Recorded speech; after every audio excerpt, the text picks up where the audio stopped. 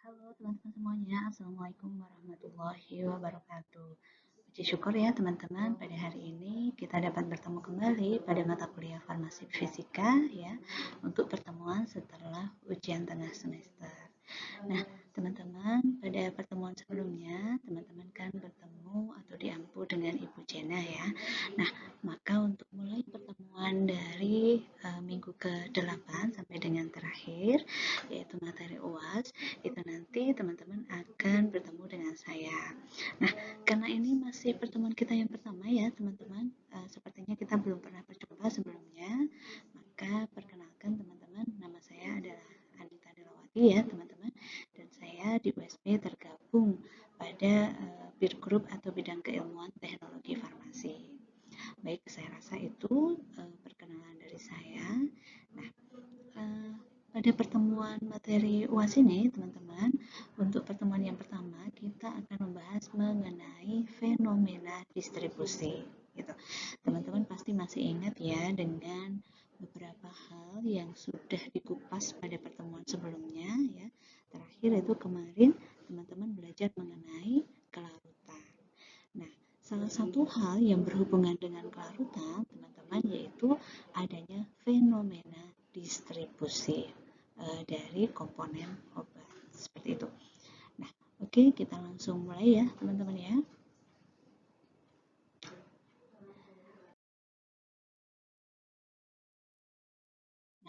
Sebagai referensi, teman-teman, nanti teman-teman bisa menggunakan buku Martin Physical Pharmacy and Pharmaceutical Science dari Martin. Kalau ini saya menggunakan edisi ke-6 ya, teman-teman. Jadi bisa di-download e-booknya, atau kalau teman-teman nanti sudah masuk kampus, nanti bisa mencari buku tersebut di perpustakaan, teman-teman.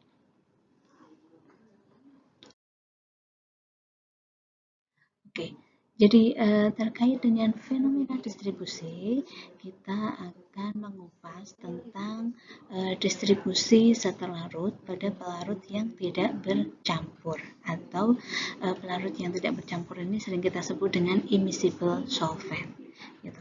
Nah, sebelum kita nanti berbicara lebih jauh mengenai fenomena distribusi ini, teman-teman ya, kita perlu tahu dulu apa yang dimaksud dengan pelarut yang campur atau miscible solvent dengan pelarut yang tidak bercampur atau immiscible solvent.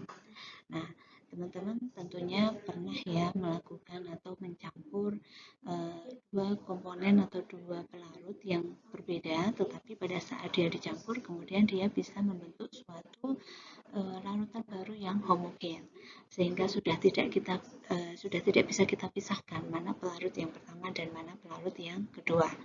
Contohnya apa? Contohnya yaitu misalnya kita mencampur air dengan alkohol, teman-teman. Jadi misalnya dari alkohol 95% kita encerkan dengan air untuk menjadi alkohol yang konsentrasinya 70%. Nah, maka air dengan alkohol itu kalau sudah kita campurkan, dia akan bercampur atau membentuk larutan baru yang sudah tidak bisa kita pisahkan, atau sudah tidak bisa kita lihat mana komponen yang air dan mana komponen yang alkohol. Nah, fenomena yang seperti itu, teman-teman, itu disebut dengan pelarut yang bercampur atau miscible solvent. Gitu. Nah, kalau begitu, seperti apa sih pelarut yang tidak bercampur? Nah, tentunya kalau di dalam kehidupan sehari-hari, saya rasa teman-teman mungkin pernah ya menemui air yang pada saat kita tambahkan minyak ke dalam air tersebut, maka mereka tidak akan menyatu ya. Mereka akan tetap membentuk dua lapisan yang dapat kita lihat dengan jelas batas kedua lapisan pelarut tersebut. Nah, biasanya nanti akan ada pelarut yang di bagian atas dan ada pelarut yang di bagian bawah. Nah, siapa yang berada di atas dan siapa yang berada di bawah? Biasanya yang membedakan adalah berat jenisnya. Jadi, apabila pelarut itu mempunyai bobot jenis yang lebih rendah, biasanya dia akan berada di lapisan bagian atas. Sedangkan pelarut yang mempunyai bobot jenis lebih tinggi, dia akan berada di bagian bawah. Seperti itu.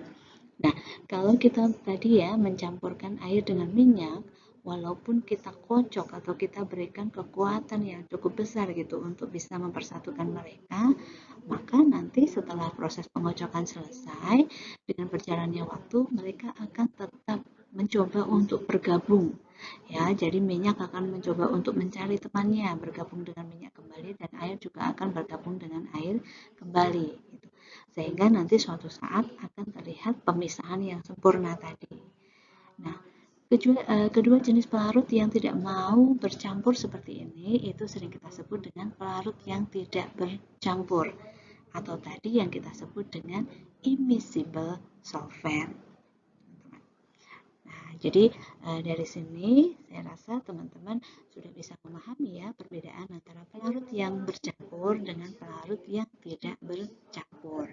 Nah, yang akan kita bahas pada fenomena distribusi itu adalah ini, distribusi zat terlarut pada pelarut yang tidak bercampur.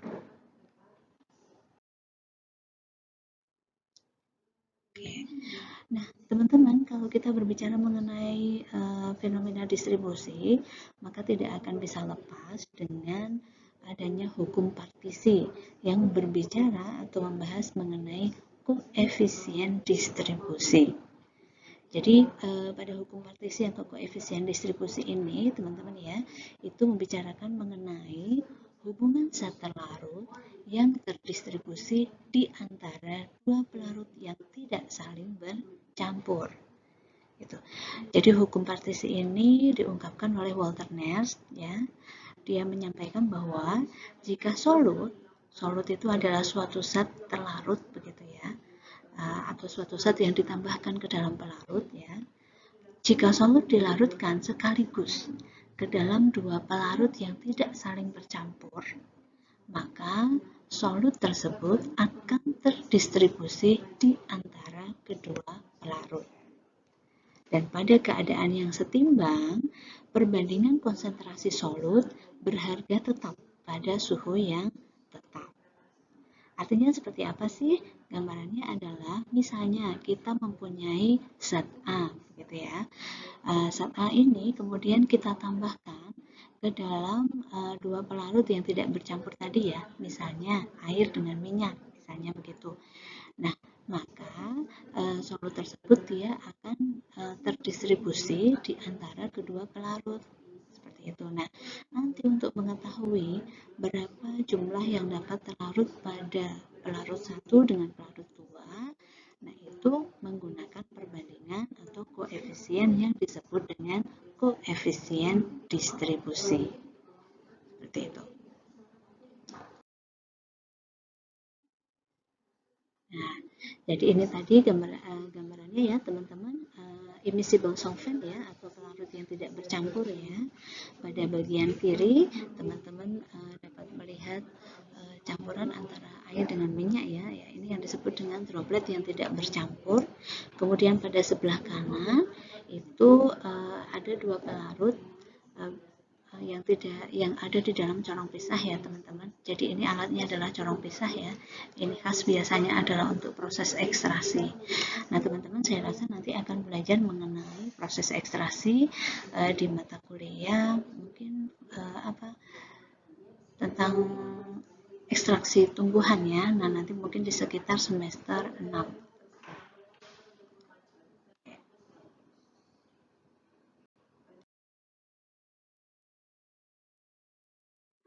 Kita berbicara dulu mengenai konsep inti dari fenomena distribusi tadi ya teman-teman.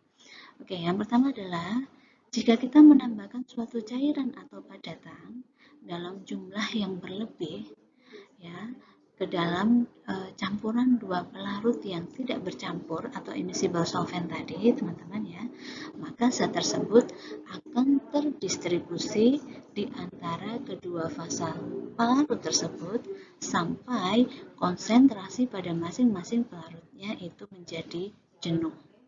Jadi misalnya kita menambahkan atau kita perhitungkan ya dengan dua pelarut yang tidak bercampur tadi misalnya, kemungkinan hanya bisa melarutkan 1 gram bahan gitu.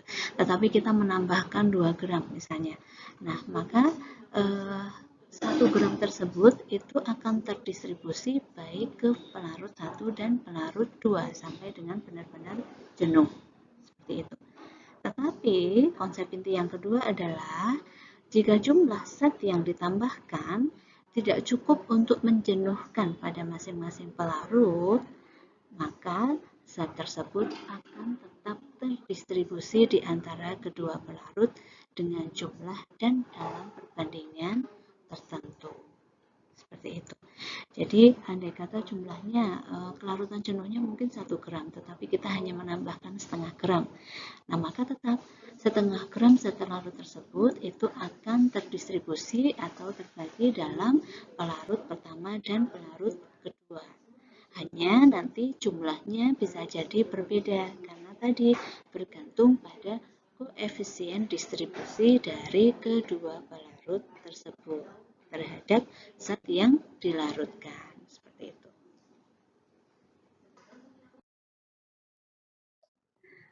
Nah, oke. Sekarang kita mencoba untuk berbicara mengenai koefisien distribusi ya, atau juga sering disebut dengan koefisien partisi, atau juga ada yang menyebut dengan rasio distribusi.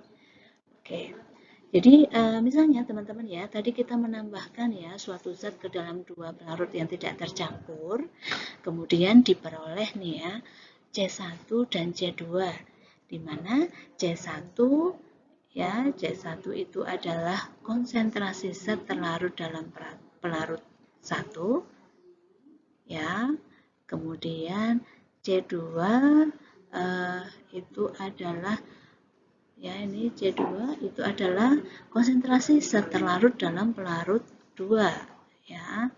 Nah, maka kalau kita ingin menghitung koefisien distribusinya itu adalah dengan menggunakan rumus K sama dengan C1 per C2. Jadi ini ya teman-teman, K sama dengan C1 per C2, di mana keterangannya tadi sudah saya sebutkan. K ini adalah koefisien distribusi atau koefisien partisi. Kemudian C1 tadi konsentrasi zat terlarut dalam pelarut 1 dan C2 konsentrasi zat terlarut dalam pelarut yang kedua.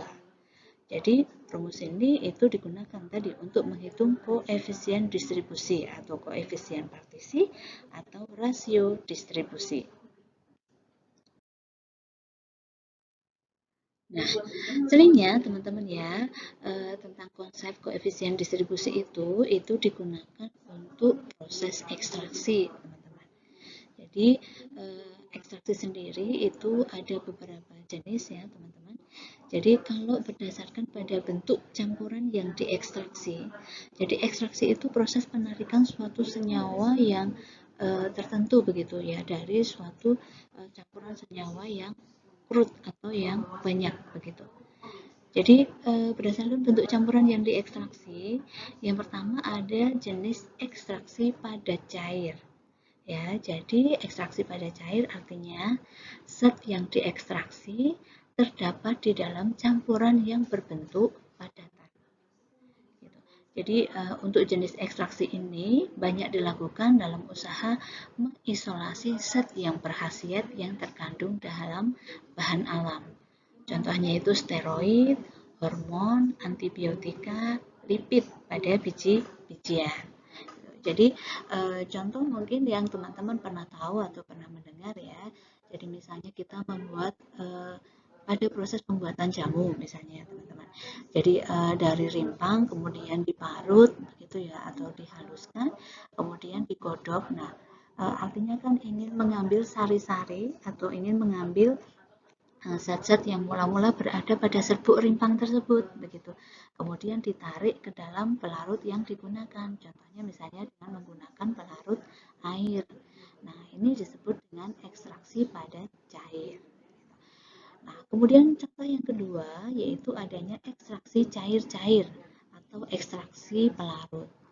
Jadi, zat yang ingin ditarik atau yang ingin diekstraksi terdapat di dalam campuran yang berbentuk cair. Contohnya di sini adalah pemisahan ion yodium atau pemisahan logam-logam dalam yang terkandung di dalam air. Misalnya. Oke.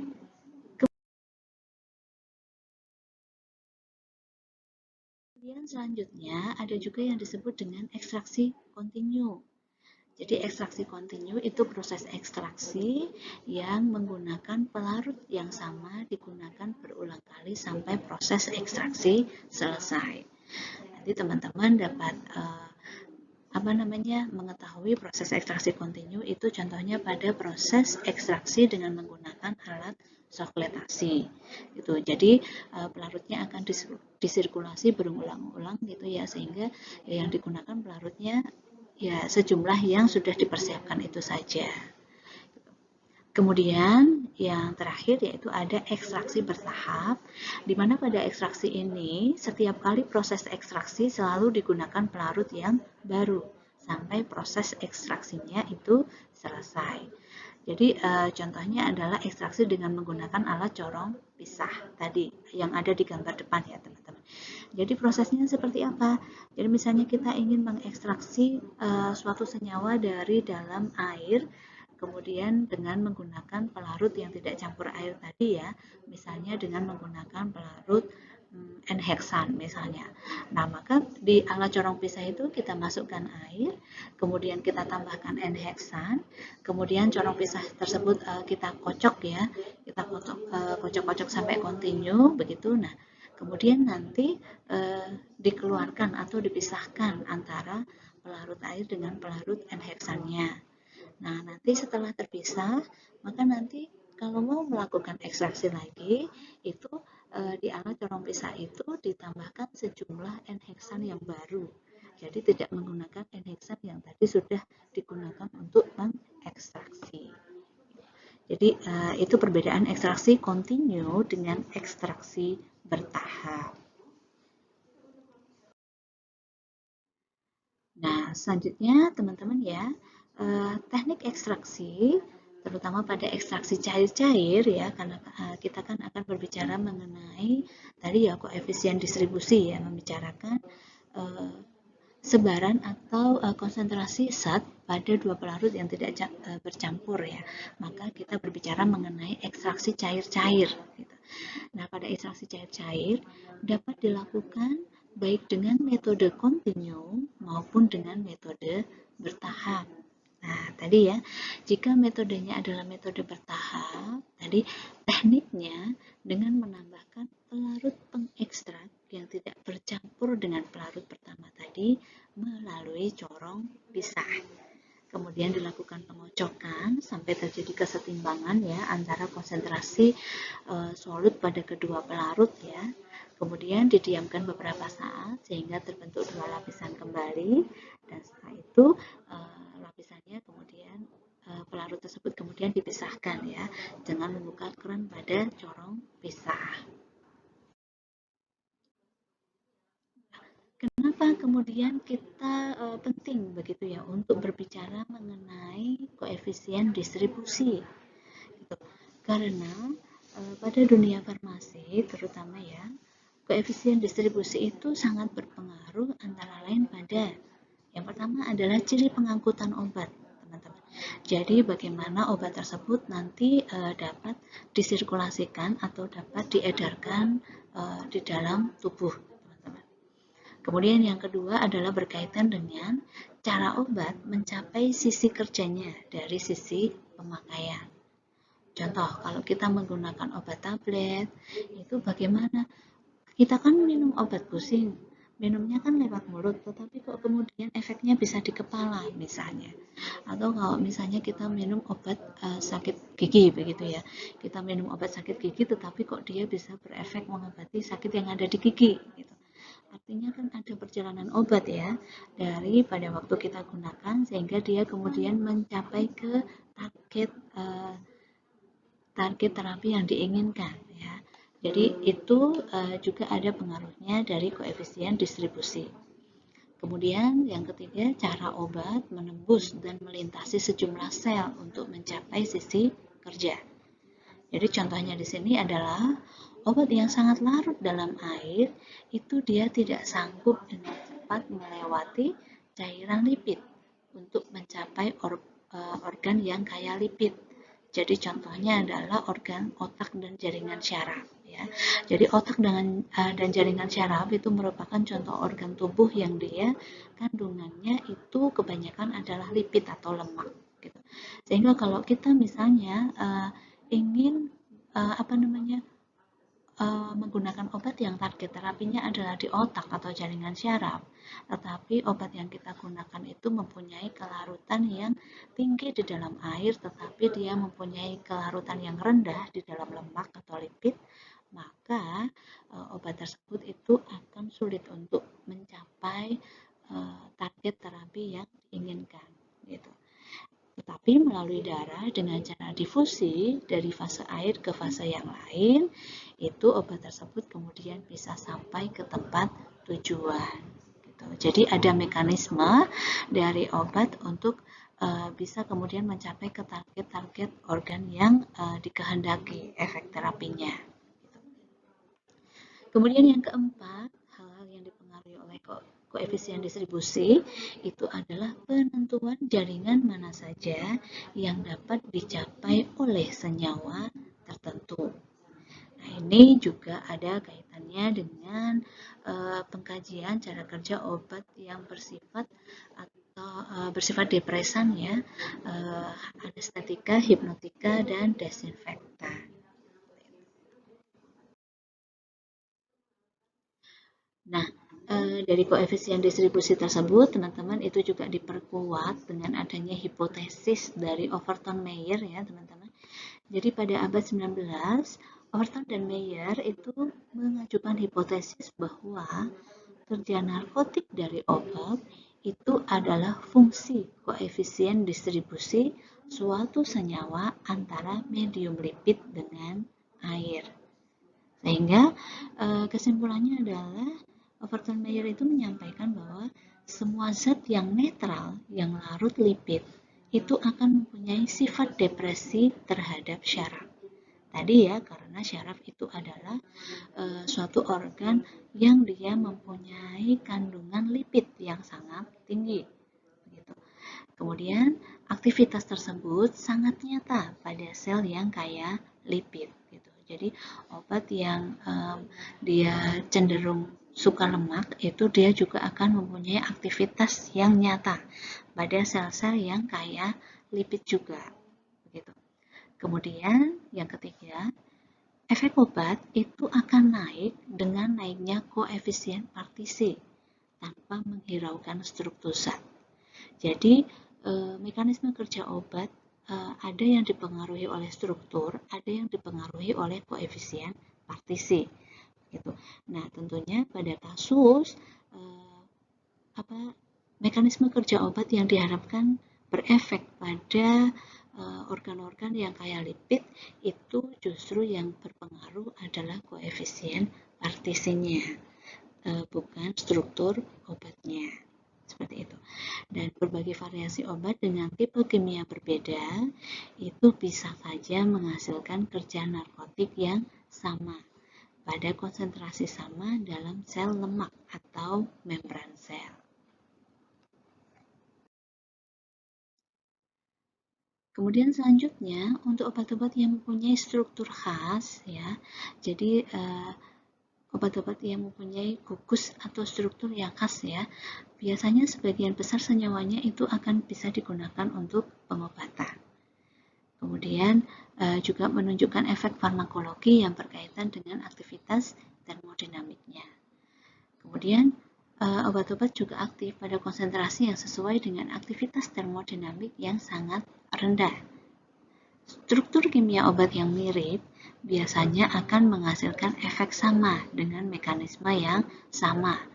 Jadi struktur kimia mirip itu kita mungkin tahu ada golongan obat misalnya golongan statin ya. Jadi kalaupun dimodifikasi itu struktur statinnya itu tetap dipertahankan. Jadi misalnya dari mula-mula simvastatin dikembangkan menjadi pravastatin ya, atorvastatin, rosuvastatin ya. Itu mungkin hanya gugus gugus non-statinnya saja yang dirubah, mungkin untuk memperpanjang efek, mengurangi efek samping, kemudian membuat potensinya menjadi lebih baik begitu ya. Tetapi gugus yang bertanggung jawab atau di secara ilmu itu diketahui bahwa itu mempunyai efek, maka biasanya itu akan dipertahankan atau tidak dirubah. Sehingga tadi ya, struktur kimianya kalau mirip, biasanya itu menghasilkan efek sama dengan mekanisme yang sama. Nah, kemudian kalau kita melakukan perubahan pada struktur kimia obat dan nanti kemudian berefek pada perubahan sifat fisikokimianya, nah, biasanya secara farmakologi itu efeknya juga akan berubah seperti itu.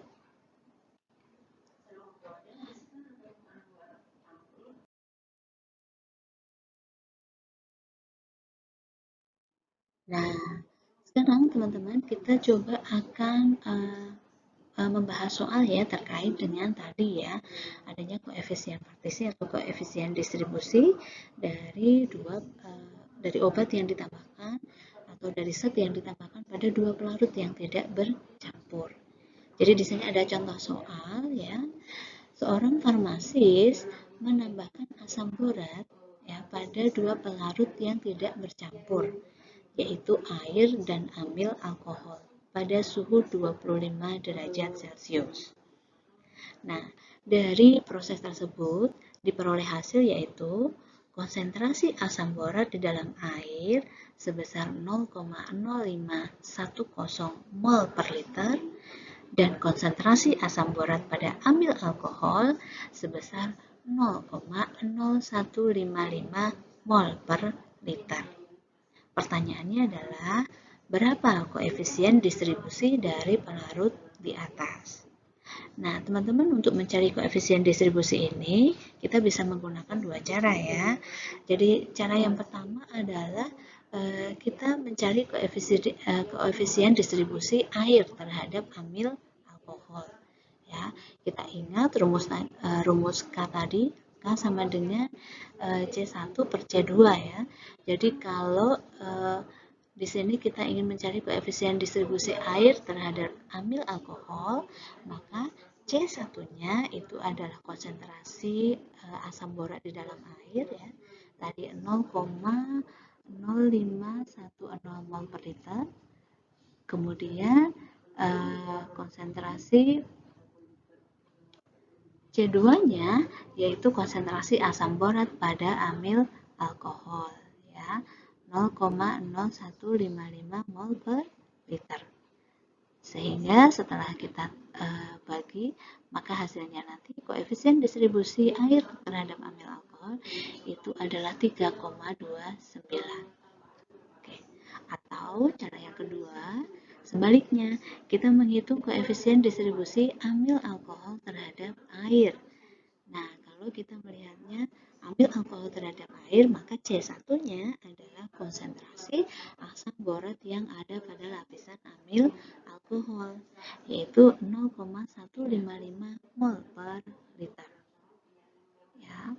Kemudian C2-nya adalah konsentrasi asam borat pada lapisan air, yaitu 0,0510 mol per liter. Sehingga hasilnya adalah koefisien distribusi amil alkohol pada air itu nilainya 0,304. Gitu. Jadi silakan dua cara ini, tergantung nanti pertanyaannya diminta untuk menghitung koefisien distribusi air terhadap amil alkohol atau amil alkohol terhadap air, seperti itu. Nah. Oke. Nah, itu tadi kan menghitung atau mencari koefisien distribusi ya pada pelarut 1 dan pelarut 2. Nah, kalau dari rumus yang di depan tadi ya, K sama dengan C1 per C2, kalau kita ingin menerapkan rumus tersebut, ya ingin mencari koefisien distribusi di dalam ekstraksi, teman-teman, maka rumus C1 per C2 itu dapat diturunkan sebagai berikut, teman-teman. Jadi K sama dengan konsentrasi zat terlarut dalam pelarut semula dibagi dengan konsentrasi zat pelarut dalam pelarut pengekstraksi. Jadi kalau diturunkan kembali, rumusnya sama dengan K sama dengan W1 per V1 dibagi W1 dibagi W min W1 per V2. Jadi ini. Atau kalau disederhanakan kembali akan menjadi rumus W1 sama dengan W dikalikan KV1 per KV1 plus V2. Jadi sebenarnya ini rumusnya sama ya teman-teman ya, hanya diputar tergantung kita ingin mencari apa. Gitu. Kalau kita ingin mencari koefisien distribusi, maka lebih baik kita menggunakan rumus yang atas. Tetapi kalau kita ingin mencari misalnya berapa jumlah berat obat yang terekstraksi, maka kita bisa menggunakan rumus yang bawah. Gitu. Nah, keterangan dari masing-masing itu tadi ya. Jadi B1 itu adalah berat yang terekstraksi ya. Kemudian W itu berat zat total atau solut total yang tadi ditambahkan atau yang akan diekstraksi begitu. Kemudian K itu adalah koefisien distribusi, V1 adalah volume total larutan, dan V2 adalah volume pelarut pengekstraksi. Gitu. Jadi ini keterangan dari masing-masing rumus untuk tadi ya, menghitung koefisien distribusi di dalam proses suatu ekstraksi. Nah, supaya kita lebih mudah ya untuk memahami terkait dengan rumus ini, teman-teman, mungkin langsung kita aplikasikan dalam contoh kasus ya, teman-teman, atau contoh soal.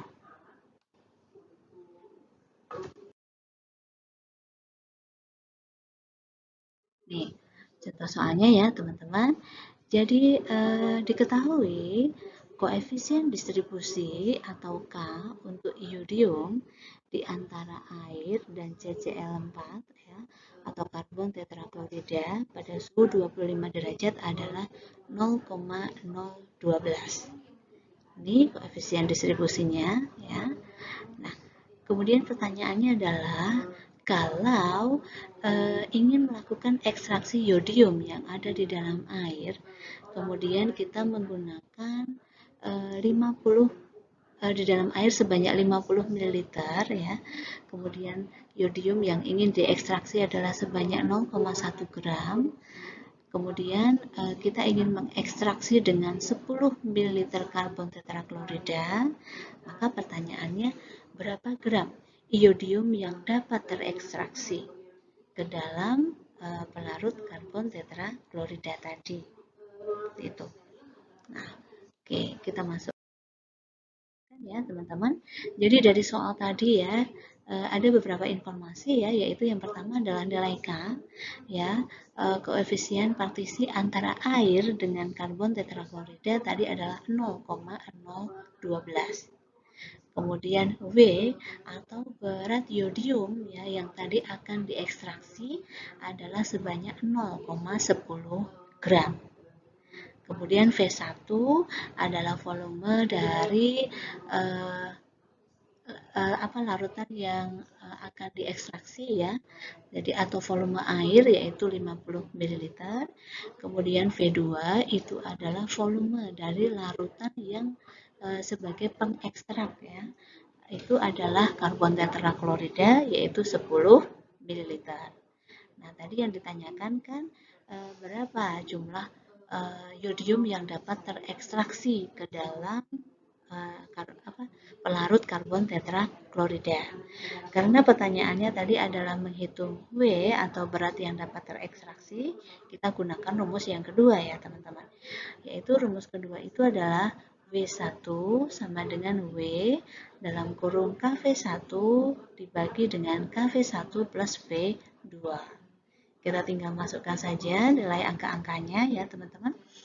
Jadi W1 sama dengan W ya, yaitu 0,10 dikalikan dengan yang di bagian atas K kali V1, yaitu K-nya adalah 0,012 dikalikan dengan 50, kemudian dibagi dengan KV1 ya, yaitu 0,012 kali 50 tadi, ditambah dengan 10, yaitu V2 atau volume karbon tetrakloridanya. Nah, setelah kita hitung hasilnya W1 itu adalah 0,057 gram. Jadi artinya W1 itu adalah bagian iodium yang terekstraksi atau ada di dalam air, teman-teman. Karena tadi larutan yang tadi koefisien itu C1-nya kan air ya, gitu. Sehingga W1 itu adalah jumlah iodium yang tersisa atau yang berada pada pelarut air 0,057 gram. Nah, berarti kalau pertanyaannya adalah berapa iodium yang terekstraksi di dalam pelarut karbon tetraklorida, maka menghitungnya adalah tadi jumlah iodium awalnya kan 0,10 gram. Kemudian yang tersisa di dalam air adalah 0,057 gram, maka jumlah yang terekstraksi ke dalam karbon tetraklorida itu adalah 0,10 dikurangi dengan 0,057 gram. Jadi yang terekstraksi di dalam CCl4 adalah sebanyak 0,0943 gram. Seperti itu. Kemudian, nah, tadi adalah contoh dari soal apabila kita melakukan ekstraksi hanya satu kali ya teman-teman. Jadi air kita tambahkan tadi CCl4 ya, kemudian kita masukkan iodium sebanyak 0,1 gram tadi ya, tetapi hanya satu kali proses saja. Nah, seringnya ekstraksi itu dilakukan secara berulang begitu. Nah, pertanyaannya adalah kalau kita misalnya melakukan ekstraksi secara berulang, maka kemudian berapa jumlah yang dapat terekstraksi ke dalam larutan pengekstrak kita tadi gitu. Nah, kalau misalnya kita melakukan ekstraksi secara berulang, itu nanti kita gunakan rumus yang ini teman-teman. Jadi sedikit diturunkan ya teman-teman dari ekstraksi yang tunggal atau satu kali tadi. Jadi WN kali ya sama dengan W dibagi dengan KV1 per KV1 plus V2 dikalikan dengan N. Ya, dimana W itu adalah berat zat yang terekstraksi, kemudian W1 itu berat zat yang terekstraksi, W saja itu berat zat total, K sama seperti tadi ya, koefisien distribusi, V1 volume total pelarutnya ya, kemudian yang V2 adalah volume pelarut pengekstraksi. Catatannya N, karena di sini ada N ya, N itu adalah jumlah ulangan proses ekstraksinya. Gitu. Nah, yuk coba kita untuk aplikasikan rumus tersebut dalam contoh soal seperti apa.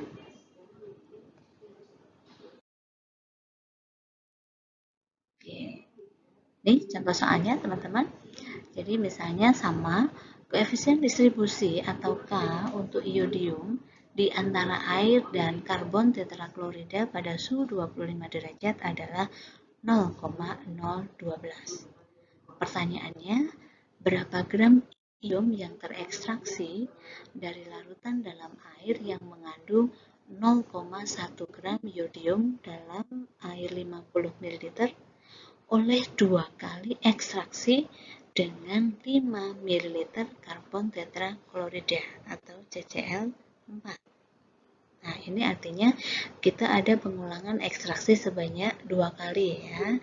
Nah, coba kita masukkan atau kita hitung ya. Tadi dengan rumus. Jadi ini tadi sama yang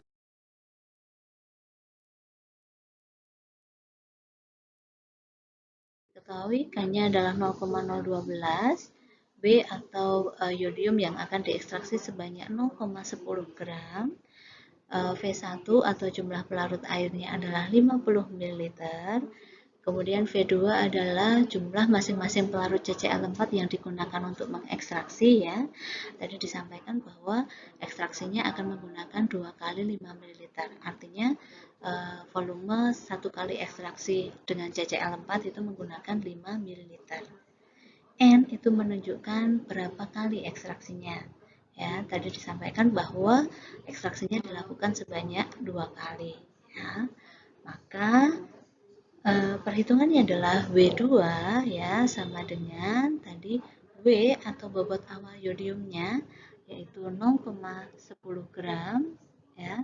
Kemudian dalam kurung K kali V1, K-nya adalah 0,012 dikalikan dengan V1 atau volume airnya tadi 50 ml. Nih. Kemudian dibagi dengan KV1 sama ya teman-teman 0,012 dikalikan 50 kemudian ditambah dengan V2 yaitu volume dari CCl4 5 ml dikalikan dengan N ya N-nya atau jumlah pengulangan ekstraksi tadi adalah sebanyak 2. Setelah kita hitung nanti akan ketemu W2 itu 0,0011 gram. Ya, jadi artinya kalau B2 menunjukkan nilai 0,001 gram, maka ada sebanyak 0,0011 gram iodium yang tertinggal di dalam fase air. Sehingga dengan 2 kali proses ekstraksi menggunakan CCl4 sebanyak 5 ml itu bisa mengekstraksi sebanyak 0,1 ya 0,1 dikurangi dengan yang tersisa di air 0,0011 gram ya hasilnya adalah ini 0,0989 gram gitu. Jadi dengan volume CCl4 yang sama ya tadi adalah dengan menggunakan 10 ml langsung dengan menggunakan 2 kali 5 ml teman-teman ya kalau kita bandingkan itu akan menghasilkan jumlah ekstrak yang berbeda gitu.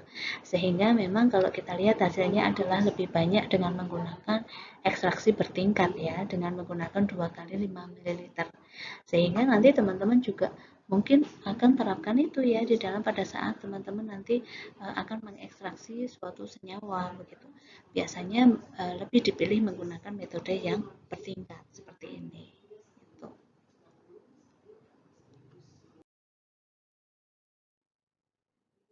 Nah, tadi ya fenomena distribusi dalam farmasi kan kita sudah bicarakan ya dan kita akan tahu pentingnya apa kita mempelajari fenomena distribusi tersebut.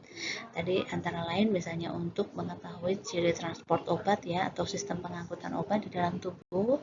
Kemudian kita juga ingin tahu misalnya terkait dengan mekanisme pengawetan pada sistem sediaan yang mengandung minyak dengan air.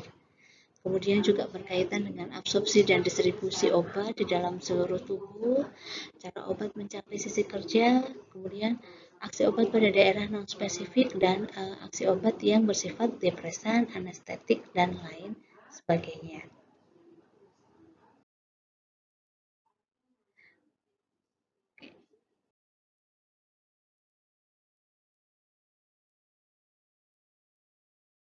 Oke, teman-teman, untuk latihan soal ya supaya teman-teman lebih mudah memahami atau bisa mengaplikasikan terkait dengan koefisien distribusi obat tadi, maka ini ada satu latihan soal untuk teman-teman kerjakan ya. Soalnya adalah sebanyak 0,15 gram asam suksinat dalam 100 ml ether diekstraksi dengan 10 ml air, di mana koefisien distribusi atau K air terhadap ether itu adalah 0,125 pada suhu 25 derajat Celcius. Nah, pertanyaannya adalah yang pertama, berapa banyaknya asam suksinat yang tertinggal di dalam lapisan ether? Dan yang kedua adalah berapa jumlah asam suksinat yang terekstraksi di dalam air? Oke, nanti silahkan teman-teman kerjakan untuk kita bahas bersama-sama atau kita diskusikan bersama-sama di forum diskusi Google Classroom. Demikian materi untuk pertemuan yang pertama yaitu mengenai fenomena distribusi. Semoga bermanfaat dan semoga teman-teman dapat memperoleh informasi dan ilmu dari apa yang sudah saya sampaikan.